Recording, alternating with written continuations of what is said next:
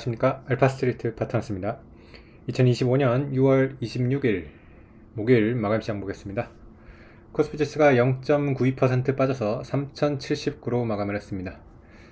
네, 오랜만에 코스피 조정이 나왔습니다. 장중에 거의 2% 가까이 빠지면서 상당히 크게 좀 빠지기도 했는데요. 그래도 좀 돌렸어요. 거의 1% 정도 하락으로 마감을 했습니다. 워낙 뭐 급하게 올라온 코스피라서 조정이 언제 나와도 이상하지 않았는데, 네, 오늘 조금 이렇게 조정이 나왔습니다. 근데 뭐 여전히 추세가 뭐 여전해서요. 이 정도 갖고서 지금 뭐 추세가 깨졌다 이렇게 얘기할 수는 없는 것 같고요. 급히 올라온 거에 대해서 조금 어느 정도 이렇게 조정이 나왔다 이렇게 봐야 될 것 같습니다. 네, 일단 어제 미국 시장부터 보시면 나스닥이 0.3% 올랐고요. S&P는 보합 수준이었습니다. 나스닥이 좀 올랐던 거는 엔비디아가 사상 최고치를 결국에 뚫어냈습니다. 어제 엔비디아 4% 넘게 상승을 하면서 154달러에 마감을 했고요. 저번에 이제 고점이 153달러였더라고요. 네, 그래서 153달러를 뚫어냈습니다. 그래서 엔비디아는 이제 신고가를 기록을 하게 됐으니까요. 여기서 이제 앞으로 얼마나 더 랠리가 갈 수 있을지 좀 기대가 됩니다. 아무래도 신고가를 뚫어내면 뭐 이렇게 뚫고서 바로 꺾이지는 않을 것 같아요. 좀 더 올라가지 않을까 이렇게 생각이 되고요. 그리고 지금 미국의 뭐 투자 회사들 목표가 제시하는 거 보면 거의 뭐 200달러까지도 얘기를 하거든요. 네, 그래서 지금 엔비디아가 시장을 역시 주도하고 있다 이렇게 봐야 될 것 같습니다. 근데 다만 아쉬웠던 거는 어제 미국 시장이 거의 엔비디아 혼자서 좀 좋았고 다른 종목들이 따라오지를 못했어요. 그나마 뭐 구글 정도만 2% 오르긴 했는데 네, 대부분 종목들이 하락한 종목들이 더 많았고요. 특히 뭐 테슬라 같은 경우는 거의 4% 가까이 이렇게 빠졌고요. 그리고 뭐 다른 섹터들 보시면 뭐 필수 소비재라던가 네, 뭐 카드사들 이쪽도 또 다시 빠졌고요.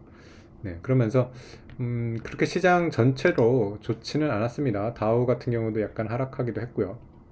네, 그래서 지금 시장은 뭐 신고가 랠리로 이렇게 바로 가기에는 조금 부담스러운 것 같기는 해요. S&P가 거의 1% 남겨놓고서 계속해서 좀 주춤주춤하는 그런 모습이기는 합니다. 네, 뭐 엔비디아가 그래도 이끌고 있으니까 다른 종목들이 좀 따라와 주면 갈 수 있을 것 같은데요. 네, 테슬라가 참 약해가지고 테슬라 같은 종목들이 조금 살아나야 될 것 같은데, 네. 어쨌든 뭐 미국도 얼마 안 남았기 때문에 뭐 신고가 6,150 정도 되거든요. 네, 6,150 넘어서면 그래도 조금 더 가서 뭐 한 6,300 뭐 이 정도까지는 단기적으로 좀 볼 수 있지 않을까. 네, 그렇게 기대를 하고 있습니다. 네, 다른 지표들 보시면 뭐 WTI 65달러 여전히 안정적으로 잘 유지가 되고 있고요. 그리고 우리 시장 환율 같은 경우도 1350원대로 내려오면서 환율도 괜찮습니다. 네, 그리고 비트코인 같은 경우도 살짝 올라가지고 지금 10만 7천 달러, 뭐 8천 달러 정도 이렇게 가고 있어서 비트코인도 조금만 더 올라도 다시 신고가 경신을 하거든요. 네, 그래서 S&P랑 뭐 비트코인 둘 다 지금 신고가 그렇게 멀지 않았다는 것을 보면 네, 여전히 시장은 강세장이라고 이렇게 봐야 될 것 같습니다. 오늘 우리 시장 같은 경우는 좀 조정이 나왔던 게 네이버가 하락이 좀 컸어요. 네이버가 8%가 넘게 이렇게 하락을 했는데 네이버는 사실 펀더멘탈을 기반으로 해서 올라온 건 아니죠. 네, 기대감으로 이렇게 올라왔기 때문에 이 기대감이 조금이라도 이제 흔들리면 네, 이렇게 빠질 수가 있는데 오늘 아무래도 그런 조금 네, 외국인들이 이렇게 좀 팔다 보니까 네, 외국인들은 오히려 지금 이렇게 올라온 거를 좀 매도 기회로 이렇게 보는 것 같습니다. 네, 근데 뭐 이렇게 좀 크게 빠지긴 했는데 그렇다고 지금 네이버가 당장 꺾인다 이렇게 또 단정하기에는 어려워요. 예전에 이제 뭐 에코프로를 봐도 그렇고 한번 이렇게 좀 가는 주식들은 이렇게 꺾이는 것 같더라도 다시 이렇게 또 고점을 뚫어버리는 경우도 많이 있었거든요. 네. 근데 이제 뭐 이렇게 올라가는 거는 좀 불안하기는 합니다. 제일 좋은 거는 펀더멘탈을 기반으로 해가지고 실적과 뭐 이런 주주 환원을 동반해서 올라가는 게 착실하게 올라갈 수 있고 그리고 이렇게 조정이 나와도 좀 버틸 수가 있는데 네, 네이버 같은 경우는 아직 네, 회사의 근본적인 이런 경쟁력이 좋아진 거라고 보기에는 어렵기 때문에 좀 불안한 그런 랠리를 이어가고 있지 않나 이렇게 생각이 됩니다. 네, 그리고 오늘 우리 시장에서 좋았던 종목은 하이닉스였습니다. 하이닉스가 장중 고가가 30만 원 기록을 하면서 네, 드디어 뭐 30만 원을 보게 됩니다. 이게 프리마켓에서 찍었더라고요.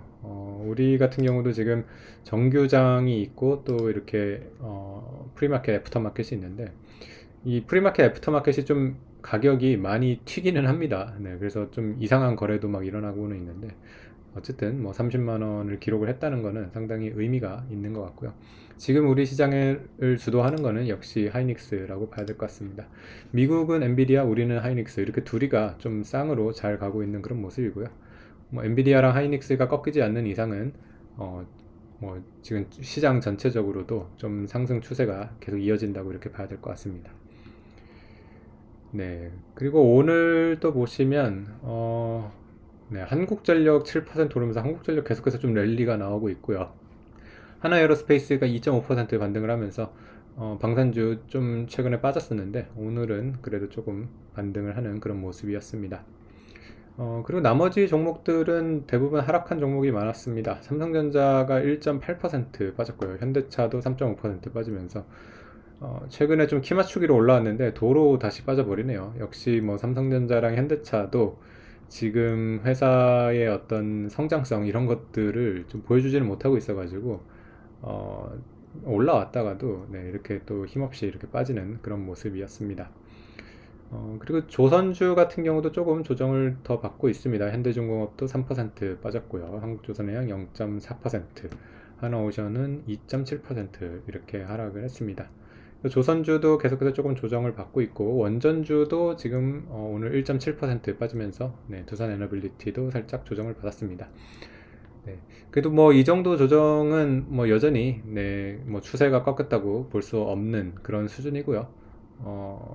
이게 이제 만약에 하락의 시작인지 아니면 잠시 이렇게 쉬었다가 다시 또 신고가 랠리를 갈지는 좀 알 수는 없는데 대체적으로 근데 이렇게 좀 한번 불이 붙은 게 이렇게 쉽게 꺾일 것 같지는 않아요. 그래서 일단은 시장의 유동성이나 이런 거는 계속 공급이 되고 있는 그런 상황이라서 좀 어느 정도 조정을 받았다가 다시 좀 랠리를 이어갈 수도 있지 않을까 그런 생각도 하고 있습니다.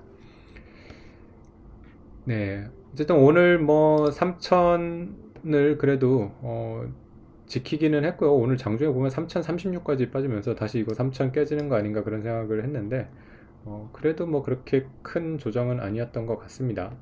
다만 외국인이 파는 거는 조금 걸리긴 해요. 오늘도 외국인이 뭐 거의 6천억 팔았고요. 개인만 8천억 이렇게 사다 보니까 지금 개인들의 돈으로 좀 시장을 올리고 있는 거여 가지고 일단 모멘텀 상으로는 더 간다고 보지만은 뭐 절대적인 밸류 가치 상으로는 지금 코스피가 좀 비싼 거는 맞으니까 네, 좀 주의는 해야 되는 그런 장인 것 같습니다.